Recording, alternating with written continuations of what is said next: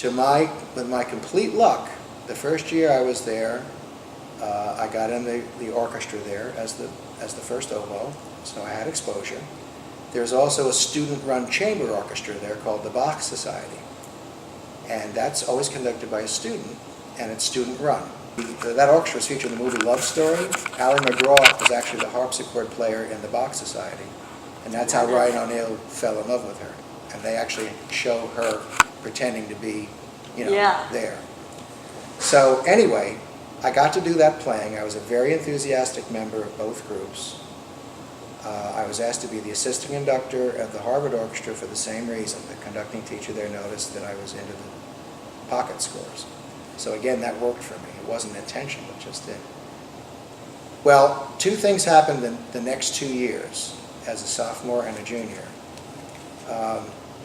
Leonard Bernstein came to Harvard to give the Norton Lectures, which are, they invite one famous person to write a book and be resident there for a year. And sometimes it's a poet, sometimes it's an artist, a musician, whatever. It's usually a humanities type visitor. Mm-hmm. And of course, he had gone to Harvard and was really honored to be asked back and all that stuff. But he was very busy still as a conductor and all those things. He had just retired from the New York Philharmonic, but he was running around conducting a lot. He was composing a lot. So he basically took 2 years there. You're not supposed to take 2 years there. They basically invited him from 1 year, but because he was so well known, he sort of overstayed his welcome, and it took him 2 years to do the lectures and write the book. But they also filmed him conducting the Boston Symphony. He gave lectures. The lectures are still out on DVD and all those things. I mean, they were very successful. But anyway, he was there under that aegis, but he had a lot of time on his hands. I mean, he was not used to being sort of a resident scholar someplace, and it didn't take him that long to write the lectures and the book. So I approached him and I said, could I take lessons with you, conducting?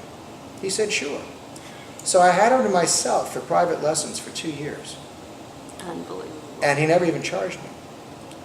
And now at the time, again, because people had been so nice to me, I just figured that everybody's music teachers are nice like this, and what's the big deal, And also the Harvard Orchestra, the Bach Society asked me to be their conductor as a sophomore and as a junior, which usually they only gave it to a senior. So I had my own orchestra, and I had Leonard Bernstein as my teacher, all completely naive to the process. In other words, I had no idea that access to him later in life would be almost impossible. I figured everybody, the doors open and you just get these wonderful things, I just assumed.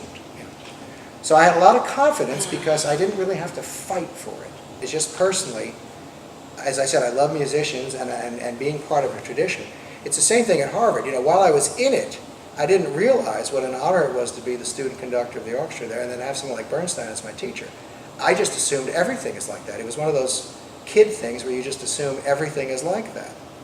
So here somebody is already, for over 150 years, has already formed an orchestra that I get to step in front of and get on a podium. What greater thrill could you have? It's like flying a jumbo jet. It's fantastic.